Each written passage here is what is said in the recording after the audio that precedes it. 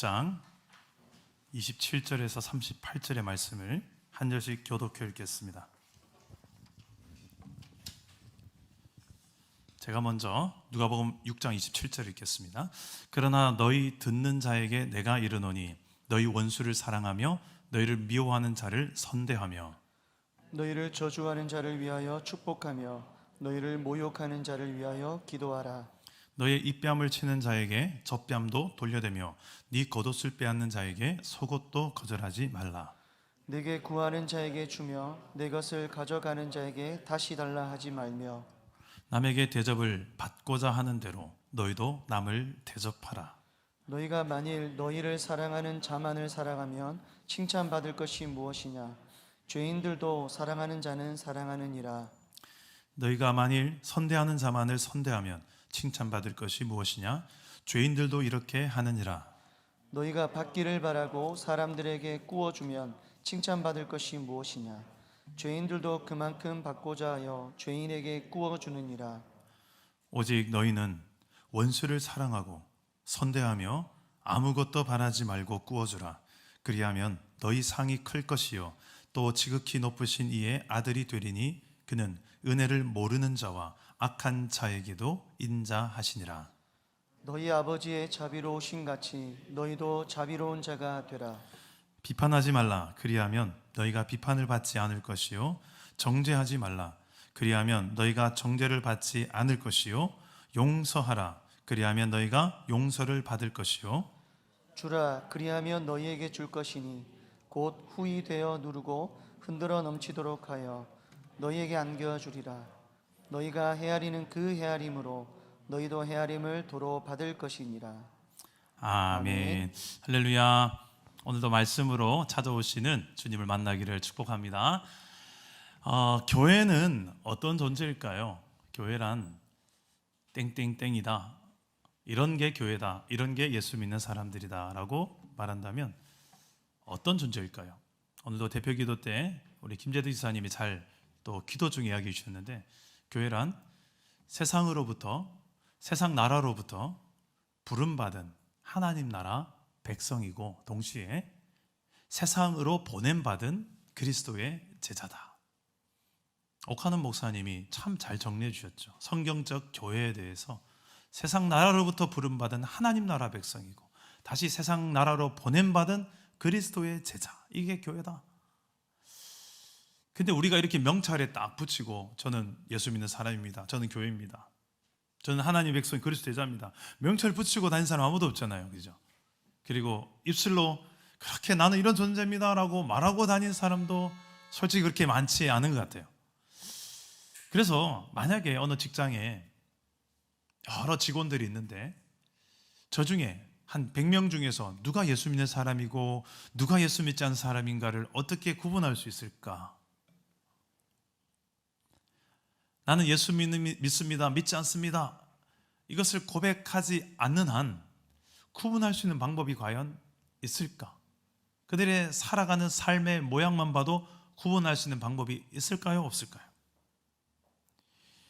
오늘 말씀에 그 대답을 해주고 계십니다. 예수님께서는 그 구분법이 있는데 바로 사랑하는 삶이다. 예수님께서 요한복음 13장 말씀에도 이렇게 말씀하십니다. 너희가 서로 사랑하면 이로써 세상의 모든 사람이 너희가 내 제자인 줄 알리라. 예수 믿는 사람들의 여러 가지 특징이 있겠지만 주일만 되면 놀러 안 가고 교회 간다, 걔는 10일 정금 낸다, 헌금한다, 이런 거 말고 정말 우리의 삶에 가장 예수 믿는 자의 특징 한 가지로 이야기하라고 한다면 성경은 사랑하는 삶이라고 이야기합니다. 근데 이게 그냥 세상 사람들이 말하는 로맨스, 달콤한 그런 초콜릿 같은 그런 사랑이 아니에요. 여기서 말하는 사랑은 아가페적 사랑, 하나님으로부터 출발되어진 사랑이에요. 나 중심적으로 나한테 맞으면 좋고 안 맞으면 뱉고, 세상적 기준으로 뭔가 조건이 맞으면 결혼하고 사랑하고, 그게 아니고요. 이 조건부 사랑이 아니라 무조건적인 날 향한 하나님의 그 사랑, 그 사랑에 뿌리한 사랑이에요. 하나님 나라 방식의 사랑이에요. 하나님 중심의 사랑이에요. 이 사랑은 어떤 모습일까? 정말 하나님 중심적 사랑을 살아간다는 게 어떤 것일까? 좋은 예를 오늘 말씀에 예수님께서 직접 나열을 해주시는데 27절에서 30절 말씀입니다. 27절에 30절 말씀을 보면 이런 내용이 있어요. 원수를 사랑하라. 또 나를 미워하는 자를 선대하라. 또 나를 저주하는 자를 축복하라. 나를 모욕하는 자에게, 나에게 모욕감을 주는 자에게, 나를 무시하고 모욕하는 그 자에게 그 자를 위해서 기도해라. 왼뺨을 치는 자에게 오른뺨 돌려대라. 겉옷달라고 빼앗는 자에게 속옷까지 뺏어줘라. 구하는 자에게 다 줘라. 그리고 다시 줬던 거는 다시 달라 하지 마라. 이런 삶을 지금 예수님께서는 예수 믿는 사람의 삶이라고 제시하고 있습니다. 제자의 길이라고 이야기하고 있어요. 어떻게 보면 이것은 너무나도 비현실적인 요구가 아닌가 생각하는 분들이 분명히 계실 것입니다. 솔직히 저도 이렇게 살기가 너무 힘들다는 것을 인정 안 할 수가 없습니다. 그런데 이런 원수도 사랑하는 삶이 예수 믿는 사람의 모습인데 부담이 100배나 되는 이 말씀을 실제로 내 상황 속에 만약에 경험한다 생각해 봅시다. 정말 더 자신이 없어지는 것 같아요. 그냥 이 예배당 안에서 그렇지 하고 끝날 말씀이면 다행인데 실제로 내 생활 속에서 이런 원수를 경험하게 되고 나를 미워하는 자를 경험하게 되고 나를 저주하는 자를 만나게 되고 나에게 인격적인 모욕감을 주는 직장의 동료들을 경험하고 왼뺨을 치는 사람을 경험하고 겉옷 빼앗는 사람, 어떻게 해서 내 걸 빼앗아가는 사람을 경험하고 이런 상황을 겪을 때에 정말 더 자신이 없어지죠. 근데 문제는 이런 사람이 항상 우리 주변에 있다는 것입니다. 인생을 살다 보면 부부도 원수가 같은 사람이 될 때가 있습니다. 부모와 형제, 자식조차도 원수처럼 느껴질 때가 있습니다. 왜 그런가? 우리 모두가 다 죄에 대한 면역력 자체가 너무나도 연약하기 때문에 그렇습니다. 예수를 믿기 전에는 당연하거니와 예수를 믿고 나서도 여전히 우리는 이런 연약한 죄로 인하여서 하나님 원하시는 길보다 아닌 길을 더 잘 선택할 모습이 많기 때문입니다. 각자 자기 중심, 세상 중심을 살다 보면 욕심의 지배를 받기 쉽고 그 욕심이 나를 지배하기 시작하면 정말 소중한 것을 봐야 되는데 정말 소중한 것을 보지 못하게 해서 결국은 서로를 미워하고 빼앗고 증오하고 등 돌리고 그래서 서로를 같이 망하게 만드는 구조로 가게 됩니다. 이 이야기가 먼 나라 이야기가 아니라 내 가정의 이야기가 되고 내 일터, 교회 공동체 안에 이야기가 될 때가 있습니다. 그래서 정말 사랑해야만 하는 부부, 가족, 동력자까지도 원수 같은 존재로 전락하는 경우들을 우리는 한 번씩 볼 때가 있지 않습니까? 어떻게 하면 우리가 정말 꿈만 같은 이상과 같은 이런 사랑들을 실제로 내 생활 속에서 실천하며 살아갈 수 있을까? 오늘 몇 가지 예수님께서 제안하시는 그 이유, 방법에 대해서 이런 삶을 실천해야만 하는 이유와 방법에 대해서 오늘 나눠보면서 은혜를 나눴으면 좋겠습니다. 첫째로 이런 삶에는 하나님의 칭찬이 있습니다. 하나님의 칭찬. 우리 32절에서 34절 말씀을 다 같이 다시 한 번 더 읽어봅시다. 한 번 더 읽겠습니다. 시작. 너희가 만일 너희를 사랑하는 자만을 사랑하면 칭찬받을 것이 무엇이냐? 죄인들도 사랑하는 자는 사랑하느니라. 너희가 만일 선대하는 자만을 선대하면 칭찬받을 것이 무엇이냐? 죄인들도 이렇게 하느니라. 너희가 받기를 바라고 사람들에게 구워주면 칭찬받을 것이 무엇이냐? 죄인들도 그만큼 받고자 하여 죄인에게 구워주느니라. 자, 방금 읽었던 이 말씀에 보면 계속 반복되는 표현이 하나 있죠. 무엇입니까? 칭찬받을 것이 무엇이냐? 칭찬받을 것이 무엇이냐? 3번이나 반복합니다. 이것은 사람의 칭찬이 아니고요, 하나님의 칭찬을 말하고 있습니다. 하나님께 인정받고 칭찬 듣는 삶. 예수 믿는 자들이 원수를 사랑하고 선대하며 아무것도 바라지 않고 꾸어주며 사는 이유, 하나님의 기쁨이 되고 그분에게 칭찬 듣는 삶이기 때문입니다 라고 이야기하는 거예요. 어떤 분들은 천국에 가면 금면류관 있고 은면류관 있고 동면류관 있고 개털모자도 있다. 예전에 한번 어릴 적에 들어보신 분 있을 거예요. 정말 그럴까? 저는 어릴 때 이야기를 들으면서 정말 그럴까라는 교기를 갸우뚱했던 적이 있습니다. 천국이 만약에 그런 곳이라면 그곳은 정말 천국이 아닐 것 같아요. 정말 천국에 가면 하나님의 상급이 뭘까? 이 땅 위에서 정말 스데반처럼 정말 주를 증거하다가 순교하며 살았던 인생도 있고, 평생 동안 죄짓다가 죽기 일보 직전에 구원받은 광도와 같은 그런 구원도 있을 텐데, 천국에 가면 똑같은 구원인가? 하나님의 그 상급은 도대체 무엇이란 말인가? 어떤 상급을 받아야 그것이 천국이 천국 되는 것을 해치지 않는 상급이 될 수 있을까? 이런 고민들을 제가 해본 적이 있었어요. 천국에 가서조차도 우리가 사는 주택이 다르고 연봉이 다르고 몰고 다니는 차가 다르고, 만약에 이런 것이 천국이라면 그게 과연 천국일까? 이런 고민들을 제가 해봤어요. 우리가 이 땅에 살아간 삶의 모습에 따라서 주님이 주신 상급의 레벨이 다르다. 과연 그럴까라는 저 생각을 참 많이 했었습니다. 그러다가 성경을 읽다 보니까 중요한 힌트를 하나 얻은 표현이 뭐냐면 칭찬이라는 표현이에요. 착하고 충성된 종아라고도 칭찬하는 대목이 있고요.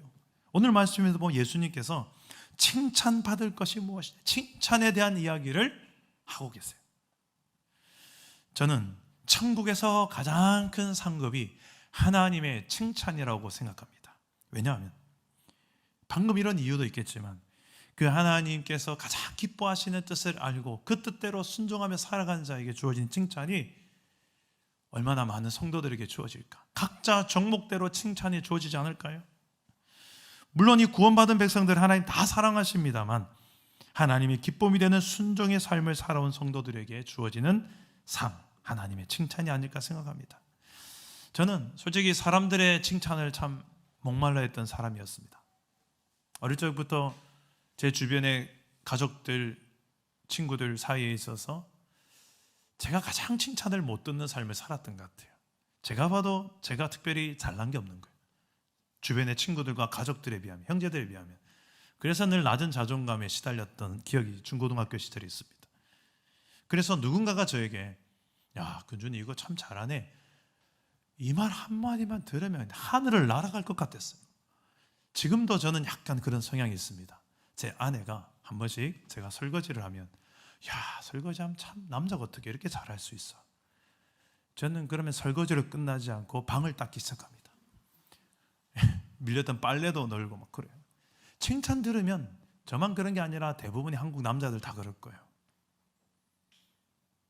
예, 지금 전혀 아니다라는 눈빛으로, 해도 칭찬 안 해준다는 눈빛으로 보내주시는데 우리 아내들이요, 칭찬 좀 많이 해주시길 바랍니다. 남자들은, 특히 저는 더 그런 칭찬에 목마른 사람이었어요. 근데 가만히 생각해 보니까 사람들의 칭찬도 이렇게 목마르고 좋은데 나는 과연 하나님의 칭찬은 얼마나 목마르며 살아왔는가를 생각해 보니까 사람들에게 받는 칭찬만큼 하나님께 받는 칭찬에 목마르진 않았다는 생각이 들었어요. 제가 참 목사이지만 여전히 그런 제 모습을 볼 때도 가끔씩 있습니다. 눈에 보이는 사람들의 인정과 칭찬은 참 달콤해요. 너무 저를 춤추게 해요. 그런데 하나님께서 저를 칭찬하신다라는 이 믿음이 들 때, 여러분 그런 경험 해보신 적 있습니까? 제가 한 번씩 자가용의 그 전도지를 들고 다니는데 가다가 한 번씩 길가에 어르신들이 평상에 모여서 막 삼삼오오 막 이야기하고 수다 떨고 있어요. 지나가다가 탁 차를 세우고 가서 전도지를 주면서 전도를 합니다. 그러면 전도를 탁 하고 나면요, 다시 차를 타고 운전하잖아요.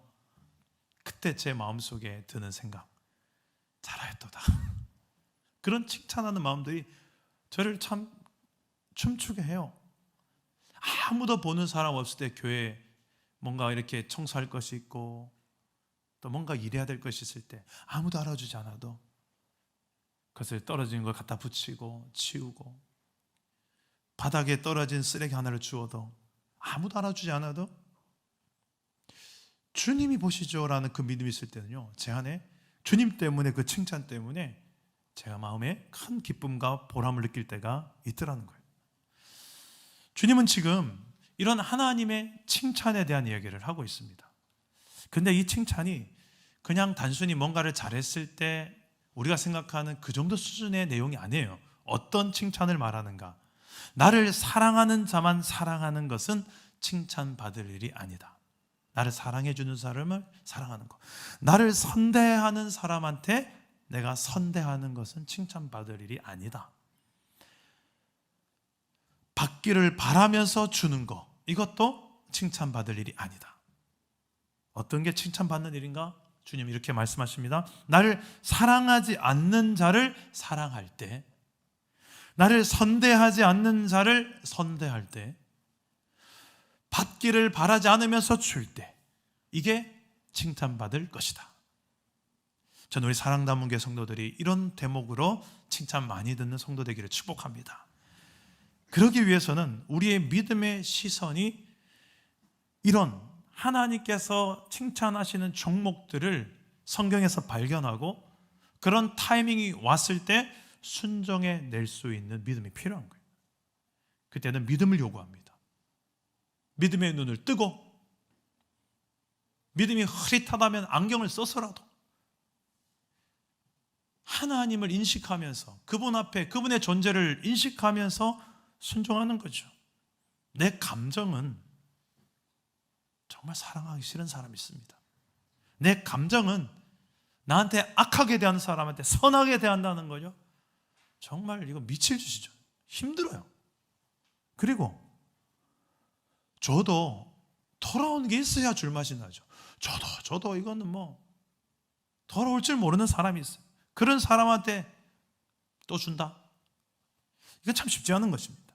그런데 우리를 보고 계시고 그런 상황 속에서 순종함으로 행하는, 사랑을 실천하는 자들을 하나님은 칭찬하신다. 찬양 중에 이런 찬양이 있죠. 주님이 기억하시면 족하리, 예수님 사랑으로 가득 찬 모습, 전사도 흠모하는 아름다운 그 모습, 전국에서 해같이 빛나리. 주 배울 때 착한 일꾼이라 칭찬받기 나 원하네. 할렐루야. 우리 주변에 내 힘으로는 도저히 사랑해내기 힘든 사람이 있고요, 또 줘봤자 돌아오는 게 없을 게 뻔한 사람이 있고요. 그렇지만 그 가운데서도 사랑해낼 수 있는 힘, 나눌 수 있는 힘, 하나님 보고 계신다. 그분이 인정하시고 칭찬하신다. 그분이 다 하신다. 믿음을 요구하는 이 행위를 오늘 이 한 주간 저 여러분의 삶에서 실천할 수 있기를 주님 이름으로 축복합니다. 그런데 어떻게 하면 또 하나 이런 사랑을 구체적으로 또 실천할 수 있을까? 우리의 정체성을 확인하면 되는데요, 우리가 어떤 정체성이 있습니까? 우리의 아버지가 자비로우신 하나님 아버지이기 때문에. 우리 35절에서 36절 말씀인데요, 우리 다 같이 한 목소리를 읽어보겠습니다. 시작. 오직 너희는 원수를 사랑하고 선대하며 아무것도 바라지 말고 꾸어주라. 그리하면 너희 상이 클 것이요 또 또 지극히 지극히 높으신 이의 아들이 되리니 그는 은혜를 모르는 자와 악한 자에게도 인자하시니라. 너희 너희 아버지의 자비로우신 같이. 너희도 자비로운 자가 되라. 자, 어떻게 이 원수를 사랑하고 선대하며 아무것도 바라지 않고 꾸어줄 수 있을까? 너희 아버지가 이런 분이시니까 너희도 이렇게 살아야 되는 게 마땅하지 않겠니? 라고 이야기하는 거예요. 우리 아버지가 어떤 아버지라고 합니까? 자비로우신 아버지. 이 자비를 어떻게 표현하냐면 35절에 보니까 그는 은혜를 모르는 자와 악한 자에게도 인자하시니라. 은혜를 모르는 자, 저도 고마워할 줄 모르는 자, 은혜를 베풀어도 은혜를 무시하고 쌩까고 배은망덕한 삶을 살아가는 자, 그런 악한 자를 은혜를 베푸고 은혜를 베푸는 자비로운 하나님이시다. 전부 다 나는 그런 사람 아닌데요 라고 하는 눈빛을 보시는데, 가만히 보면 우리가 얼마나 하나님의 은혜를 알면서 살고 있습니까? 하나님께서 내게 베푸신 은혜를 100이라고 친다면 그 100 중에 나는 얼마나 그 100을 100으로 반응하면서 배은 망덕이 아니라 은혜에 합당한 삶을 살고 있습니까? 100이면 100만큼 은혜를 인정하며 살고 계십니까? 아니면 쌩 까고 사십니까? 그런 은혜를 모르는 자, 악한 자에게도 인자하신 우리가 믿는 하나님 아버지, 그 아버지가 자비로우시니까 너희도 그 자비의 삶을 살아야 된다. 저는 목사의 아들로 태어나고 자랐습니다. 그래서 이 목사 아들이라는 별명이 제게 늘 있었어요. 저는 이게 너무나도 청소년 시절에 너무 싫었어요. 족쇄였어요. 친구들처럼 욕을 마음껏 시원하게 할 수도 없고, 사람 없을 때 눈치 봐가면서 한 번씩 하고, 또 싸움을 해도 친구들처럼 막 때리고 막 줘 패고 막 그러고 싶은 사람 있잖아요. 근데 저는 목사 아들이니까 그렇게도 함부로도 못하고, 솔직히 제 힘으로서는 저놈 하나 정도는 내가 때려서 눕힐 수 있겠다 싶은 애들 왜 없었겠습니까? 근데 막 깐족깐족대고 막 학교에서 뒤에 일진들이 좀 있으니까 막 붙들고 그런 깐족대는 애들 있잖아요. 꼭 중학교 시절에 얼마나 밉상인지. 그냥 정말 좁혀보고 싶은데 목사 아들이라고, 전부 목사 아들이라고 별명이 아예 붙어버리니까 제가 그렇게 선한 사람은 아니었습니다. 저도 여러분 똑같아요. 그렇게 때려주고 싶고 욕해버리고 싶은 상황들이 너무 많더라고요. 근데 제가 뭔가를 좀 잘못하면 그것은 곧 제 아버지 목사님, 목사라는 그 직분, 그 호칭은 세상 사람들도, 다른 사람들은 타락해도 목사는 타락하면 안 된다, 이 말은 곧 목사의 아들도 당연히 타락하면 안 된다, 이 말이잖아요. 저는 제 말 잘못하는 실수, 행동 하나가 결국 저희 아버지 그리고 목사라는 그 칭호에 걸맞지 않고 오히려 영광을 가리는 행위가 아닐까, 이런 생각에 참 많은 불편하게 살았던 기억이 있습니다. 그런데 제가 예수님을 인격적으로 만나고 난 다음부터는, 하나님의 나를 향한 사랑과 인격적인 하나님 은혜를 경험하고 난 다음부터는 제가 하나님의 그 사랑과 은혜에 걸맞는 삶을 당연히 살아야 되지 않겠느냐라는 삶으로 변화되더라고요. 이게 전 제 삶에 일어난 너무 중요한 기적이라고 생각합니다.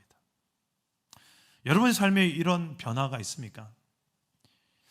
우리 자가용에 보면 한 번씩 십자가가 걸려 있고요. 어떤 분에게 집에 가보면 교패가 붙어 있습니다.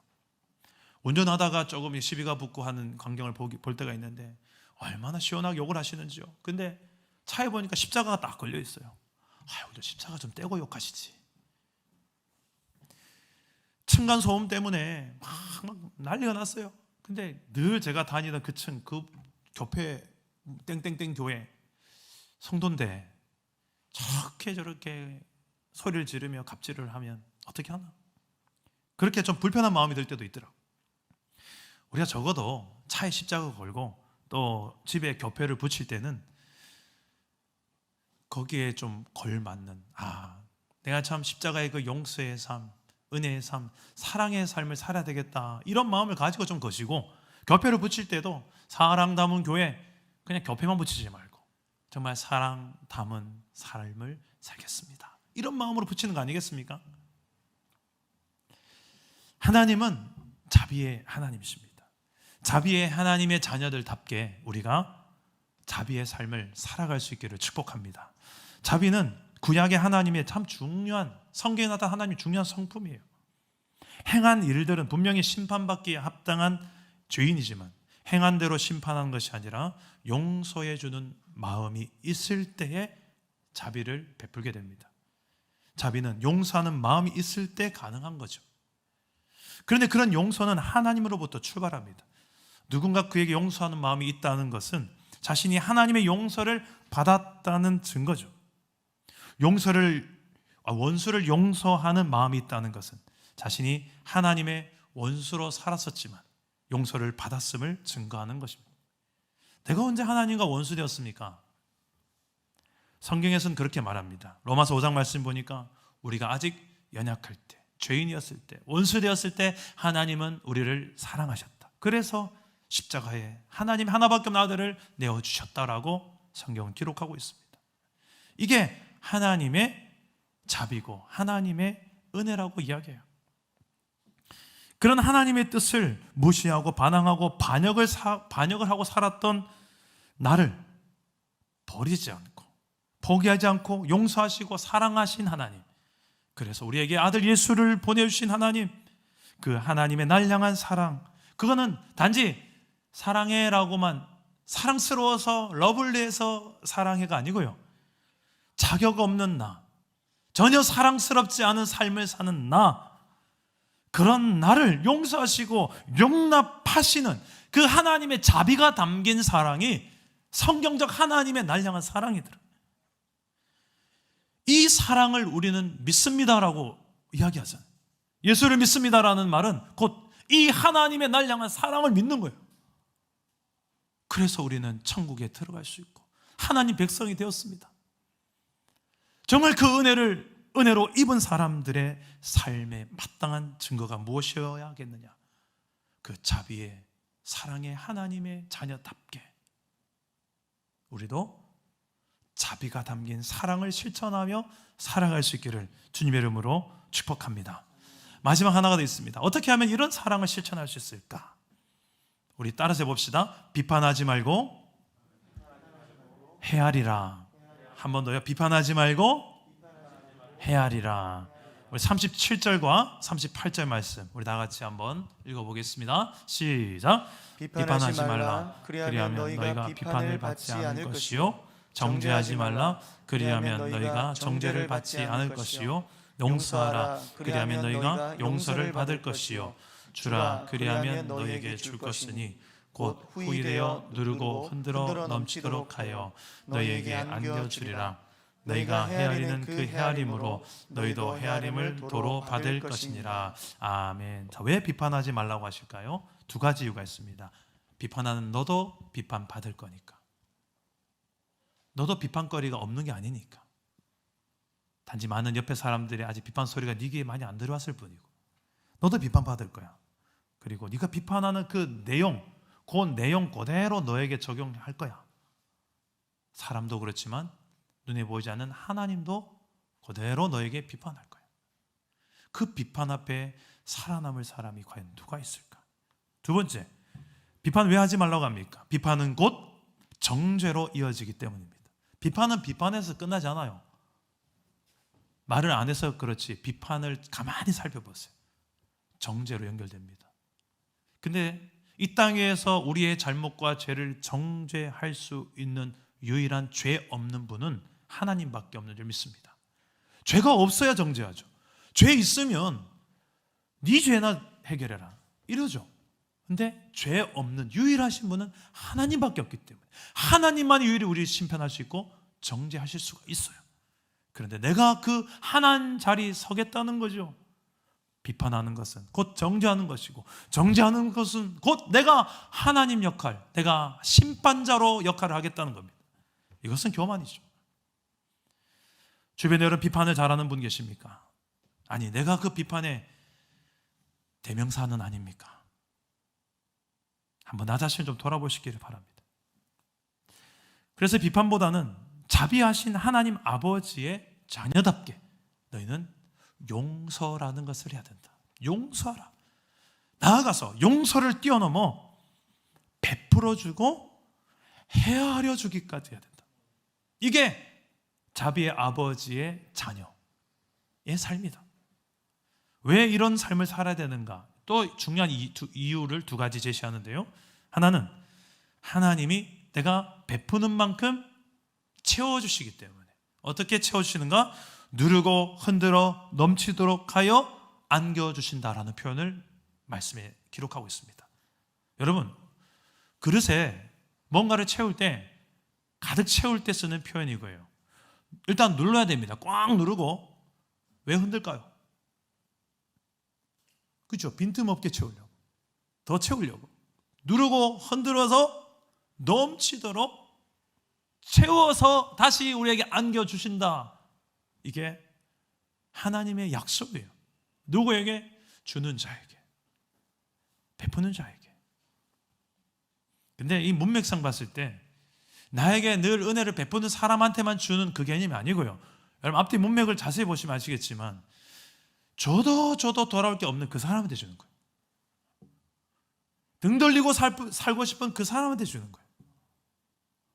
뭔가 저도 영양가 있을 것 같은 높은 사람, 그 사람한테 베푸는 게 아니에요.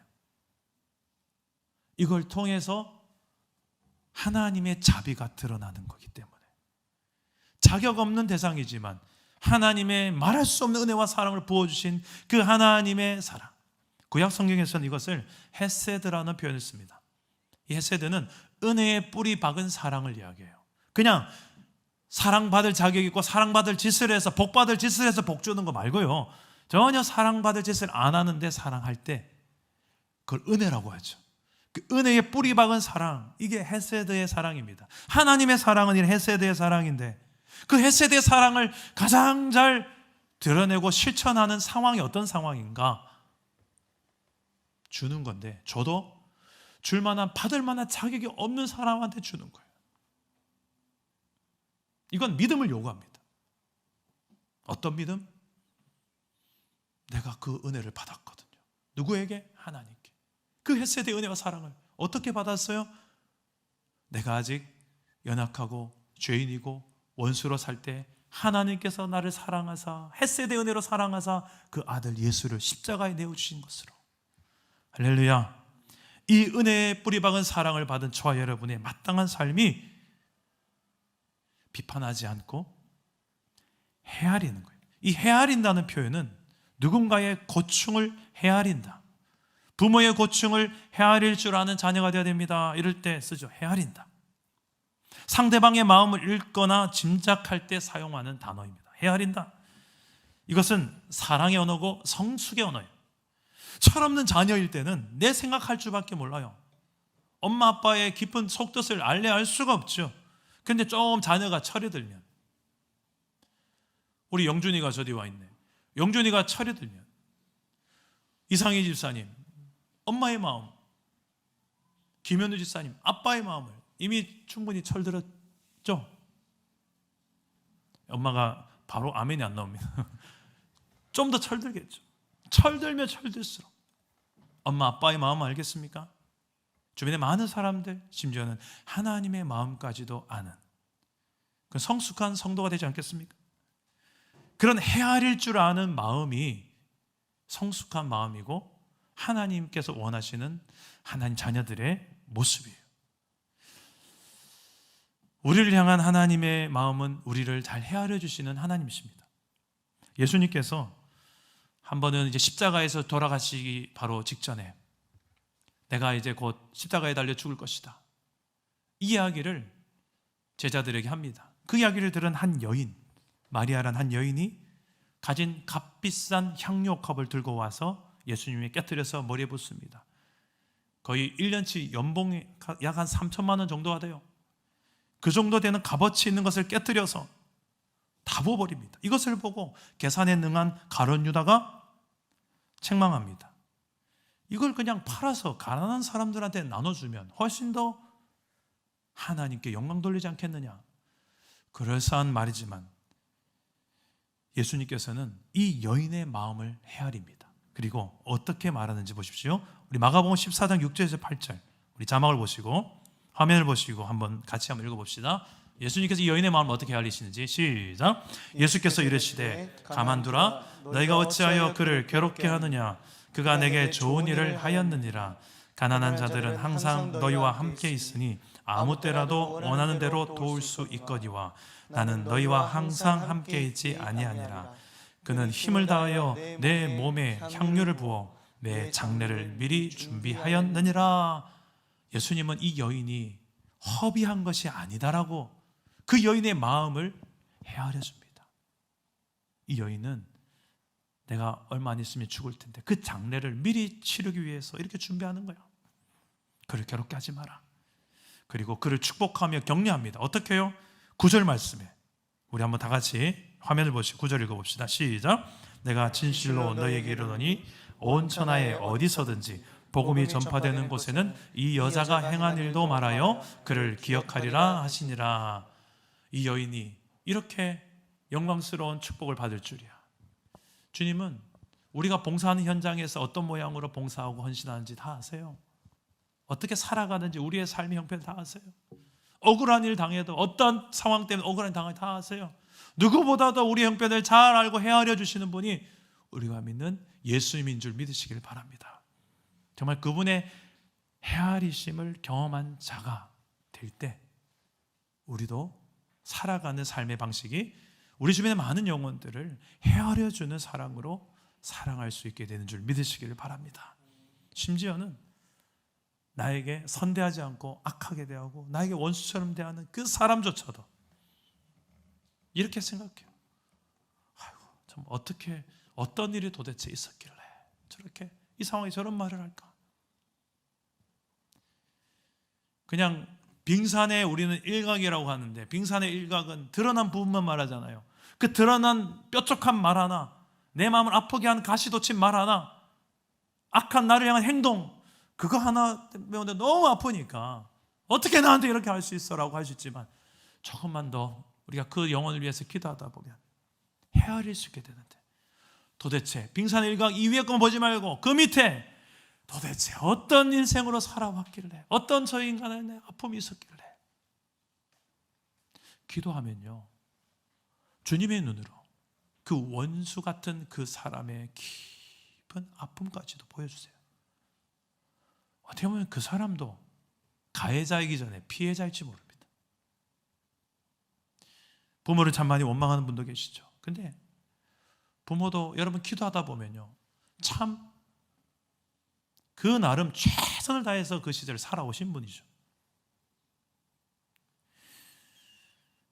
우리의 삶에 참 많은 부분들이 이런 하나님의 헤아리시는 그 은혜가 필요합니다. 근데 문제는 우리가 잘 헤아리지 못하고 바로 비판하고 정죄하는데 능숙해 있습니다. 상담의 용어인데 선공감 후조치라는 용어가 있습니다. 먼저는 해결 대안을 주지 말고 조치를 먼저 하지 말고 충분히 마음부터 만져줘라. 은서야 많이 힘들었지. 이거부터 이야기해야 되지. 왜 공부 안 하노? 이게 아니라는 거예요. 은서야 솔직한 이야기 아니고 그냥 예를 든 거야. 먼저 내가 하고 싶은 이야기 있어도 충분히 우리 민진이의 마음을 충분히 헤아려주고 공감해주고 그러고 난 다음에 민진아 그래도 이런 건 해야 되지 않겠니? 이게 상담의 중요한 용법이래요. 상담의 기술이래요. 근데 우리는 어떻습니까? 선공감 후조치가 아니라 선조치 후공감은 생략. 끝. 나머지는 네가 알아서 해. 우린 보통 이런 교육을 받아왔고 지금도 여전히 하고 있지는 않습니까? 헤아릴 수 있는 상대방의 마음을 깊이 헤아려 줄 수 있는 그런 공감할 줄 아는 주님의 자녀 될 수 있기를 축복합니다. 주님은 분명히 우리와 똑같은 마음으로 수많은 이 땅에 아픔이 있는 자들을 헤아려 주고 계시고 우리를 통하여 또한 헤아리기를 원하실 거예요. 오늘 아침에 일어나 보니 충격적인 소식이 뉴스에 보도되었습니다. 서울에 이 할로윈 축제를 한다고 이태원 거리에서 인파들이 몰려 압사로 수많은 피해가 있었다는 뉴스였어요. 저도 깜짝 놀랐어요. 현재 제가 방금 본 뉴스 보도에 의하면 이제 151명이 사망하고 82명이 부상했다라는 소식을 들었습니다. 전 아침에 이 소식 때문에 전 충격을 받고 있는데 우리 이충만 간사님이 영상을 또 하나 올리는 거예요. 그 영상을 보니까 그 현장에서 누군가가 주민이 찍은 영상이었어요. 많은 사람들이 길거리에 누워 있습니다. 그리고 구조대원들이 심폐소생술을 한다고 난리가 났습니다. 정말 아비규환. 와, 이건 또 하나의 세월호 사건과 같은 충격적인 장면이었어요. 간밤에 어젯밤에 일어난 일이에요. 그 장면을 보면서 충격을 받고 있는데 근데 제가 음소거를 한 상태로 봤거든요. 도대체 이 현장에서 어떤 소리가 날까 싶어서 음을 다시 켰어요. 그런데 그 현장에서 나는 소리가 어떤 소리가 들린 줄 아십니까? 클럽의 소리가 나는 거예요. 붕치기 팍팍 붕치기 팍팍 붕치기 팍팍. 제가 그 음악을 들으면서 심폐소생술을 하고 있는 그 소방대원들이 막 이러는데 마치 그 클럽 소리에 맞춰서 춤을 추듯이 막 전 너무 이게 안 어울리는 음악인 거예요. 이 장면에. 정말 더 안타까웠던 장면이었고요. 이런 장면들을 보면서 이 시대에 정말 우리가 어떻게 살아야 될 것인가? 저 사람들 중에 정말 복음을 듣고 저 현장에 간 사람이 있을까? 별의별 생각이 다 들었어요. 그러던 찰나에 이충만 강사님이 카톡에 글을 하나 더 올리는 거예요. 아침에 이 뉴스를 보는 순간 눈물이 핑 돌았습니다. 이런 글을 딱 올리는 거예요. 그래서 제가 그거를 보고 나서 답글을 썼어요. 예수님의 마음이 아닐까요? 오늘 설교를 제가 준비하면서 우리의 이 연약한 안타까운 현실들을 보며 주님은 헤아리시고 불쌍히 여기시고 그런 헤아리시는 그 주님의 마음에 그 눈물이 이충만 강사님 눈물이 흐른 게 아닐까요? 그래 답글을 썼어요.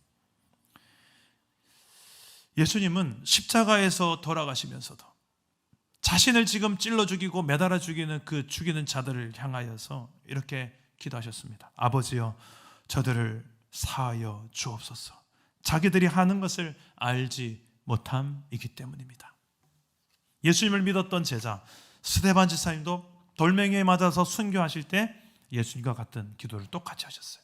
주여 이 죄를 저들에게 돌리지 마옵소서 하고 순교합니다. 이는 그들이 지은 죄들을 예수님께 용서를 구하는 기도죠. 오늘날 우리 주변에도 보면 우리는 섣불리 저러니까 저런 하나님께서 벌하시는 거지. 우리는 빨리 비판하고 평가하고 판단하기 쉽습니다. 그러기 전에 주님의 마음은 어떤 마음일까를 우리가 먼저 좀 봤으면 좋겠어요. 그 마음으로. 저도 솔직히 오늘 눈물까지 나지 않았거든요. 이충만 강사님 눈물이 흐른다길래 그래 저게 정상이다. 이 안타까운 현실을 보고 주님의 마음을 울어야지. 우리가 교회가 울어야지. 누가 울겠냐. 그것도 다른 주리를 위해서 복음 전하다가 순교 당한 것도 아니고 클럽에서 막 춤추러 가다가 할로윈 파티 그 파티 즐기러 가다가 앞사다가 얼마나 안타깝습니까? 저는 오늘날 우리 주변에 정말 우리가 안타까워 여기고 헤아려야 될 영혼들이 있지 않을까요? 그리고 그 하나님의 자비, 우리 아버지의 자비하심을 품고 이 영혼들 불쌍히 여겨주시고 용서해 주십시오. 기도 한 자리에 나와서 이 영혼들 붙들고 기도해야 될 사람들이 우리 교회가 아니겠습니까? 이 가을에 여러 가지 열매들이 맺히는 이 가을에 하나님께서 근준아 너 무슨 열매가 맺혔는지 한번 보자 하고 보실 때 보지 마세요. 저 숨기게 급급한 우리가 아니라 좀 이렇게 탁 열자자. 주님 저 이렇게 열매 맺었어요 하고 사랑의 열매, 섬김의 열매, 순종의 열매, 무엇보다 가장 주님 기뻐하시는 영혼 구원의 열매. 제가 전도해서 한 영혼 주님의 제자 삼고 주님 백성 되겠습니다. 이런 열매. 제가 예전에 한번 간증했었죠. 제가 계명대학교 작곡가 시절에 대구 지하철 참사 사건이 있었습니다. 졸업식에 축하해 주러 가는 길에 뉴스가 떴죠. 대구 지하철에 불이 났다. 그냥 가벼운 화재겠지 생각했는데 나중에 알고 보니 어마어마한 사건이었더라고요. 그래서 집에 왔습니다. 집에 왔는데 전화가 옵니다. 근데 우리 작곡가 후배 중에 한 명이 그 지하철에 탔다는 거예요. 늘 저를 따라다니면서 제가 그때 별명이 도사 형님이었거든요. 전도사 시절이어서 도사 형님, 도사 오빠 그러면서 쫄쫄쫄 따라다녔던 후배였어요. 도사 형님, 도사 형님. 밥 먹으러 갈 때도 있었는데 제가 교회를 나가라는 이야기는 했지 예수를 증거한 적이 없었어요. 예수님을 믿어야 되는 이유에 대해 설명한 적도 없고. 근데 이렇게 빨리 갑작스럽게 하나님이 불러 가실 줄이야. 저는 예상했더라면 어떤 만사를 제쳐놓고라도 복음을 전했을 것 같아요. 이 가을에 또 이번에 이런 또 참사 사건이 있는 이 시기에 저는 우리가 정말 하나님의 마음을 가지고, 특히 자비하시는 하나님의 마음을 가지고 우리의 가슴에 품어진 이 태신자들 위해서 더 기도하고, 또 우리 주변의 이웃들에게 하나님의 사랑을 안 자답게, 그 헤세드의 은혜에 뿌리 박은 하나님의 사랑을 아는 자답게 나아가서 한 영혼이라도 더 복음 전하고 살려낼 수 있는 우리 사랑 담은 교회, 하나님의 사랑을 진짜 담은 인생으로 살아가는 이 한 주간 되기를 주 예수의 이름으로 축복합니다. 우리 말씀을 생각하면서 우리 찬양을 부르고 기도합시다.